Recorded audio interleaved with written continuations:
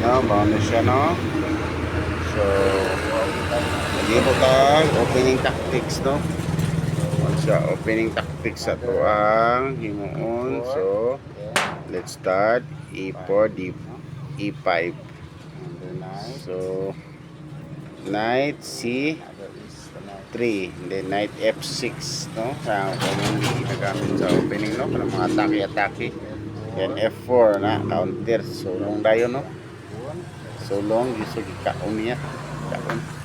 So pwede po siya ano, no, knight, no, para makaon mabawi dayon siya, pero gi-choose niya nga ano po, no, hindi man po siya kaambak ang knight, no, paingon dara kay naka-pilot ang knight with ang queen, no, so pwede siya mabalik, pero mas gipili niya nga ipin lang sa ampo, no, hindi man siya kakaon kay nakapin ang king. So ang white, so kabiran po niya ang king para makaon ang knight. Okay, capture the knight. So ang knight, no choice na gid siya, so wala po siya mambakan lain, so balik gid siya, no, so balik. So ang white, so gi-control niya ang center, so gidurangan niya ang pawn sa center. So ang black, so delikado, so ini mali sa black, pwede siya matalo tayo, no.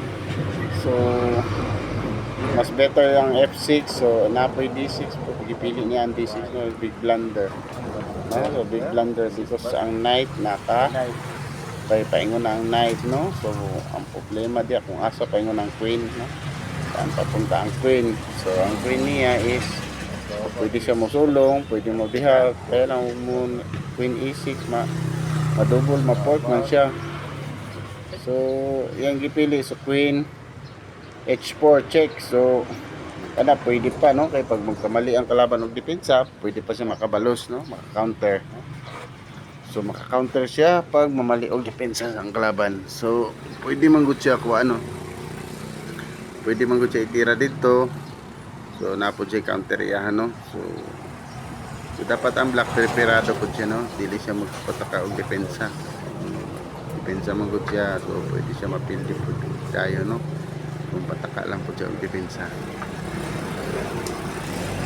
Sa white ani, so mangita gid siya sakto nga depensa, no. So either na mag-push siya pawn, so pwede na lang siguro siguro siya, no, pwede mulikay na lang siguro siya kaysa mag-push siya pawn. Sigurado makaon siya, makauntiran pa inoon siya, no. Kay ang black, so anytime mo gud siya ma-double check siya, no, hindi, so ma-double check, so makaon jud siya permente.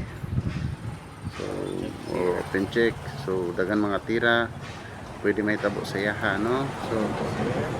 So tsaka develop, fully developed na yun ang kwan, white. So di pare sa black, no, wa pa ka develop, so pwede mag-sacrifice, naka-positional man siya. So ang kwan niya is ito, gikaon na niya, ang gipili niya queen D8 man. So mo to naka knight X C7. So mo to, so pag capture queen X C7, so EX D6, so mo na siya open check. So kaon ang queen, so bisan pag i-cover ni mga queen, so makaon man gud gyapon. Bisan pag bishop ikakuan, so muli kay kaon gyapon ang queen. So kain palagi ang queen, so walang choice ang queen, so palagi makain ng queen. So mo to siya yung tactics, no, so makaon yung queen if ever na mag capture siya sa knight, no. So